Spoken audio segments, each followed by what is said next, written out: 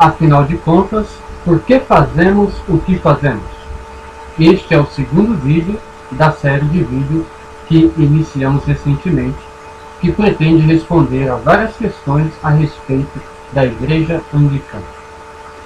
A pergunta de hoje é muito simples. Se no vídeo passado afirmamos que somos uma igreja reformada, como pode então essa mesma igreja que se diz reformada declarar-se uma igreja católica?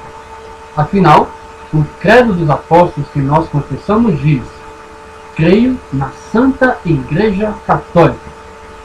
Se somos reformados, como podemos ser também católicos?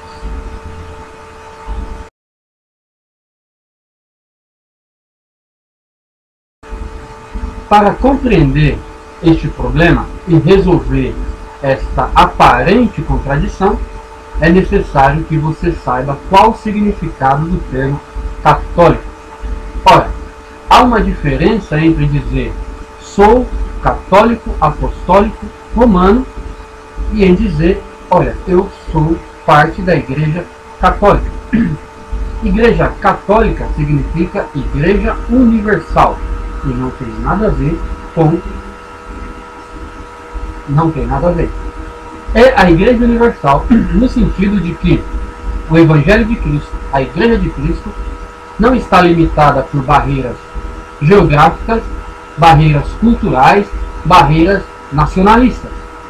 A mesma igreja que está no Brasil, que está na Argentina, no Paraguai, nos Estados Unidos, na Inglaterra, na África, enfim. E nós anglicanos somos católicos, não somos exclusivistas. Não achamos que somente nós somos salvos e as outras igrejas não. Certamente acreditamos que temos em mãos a melhor forma de ser igreja no mundo atual, mas não acreditamos que somos a única igreja, a única denominação.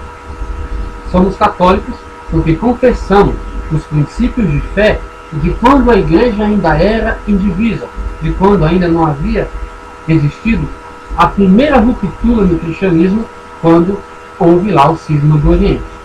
Somos católicos porque confessamos as doutrinas fundamentais do cristianismo, doutrinas essas que todos os cristãos, em todos os lugares, em todos os tempos, também confessam juntamente conosco.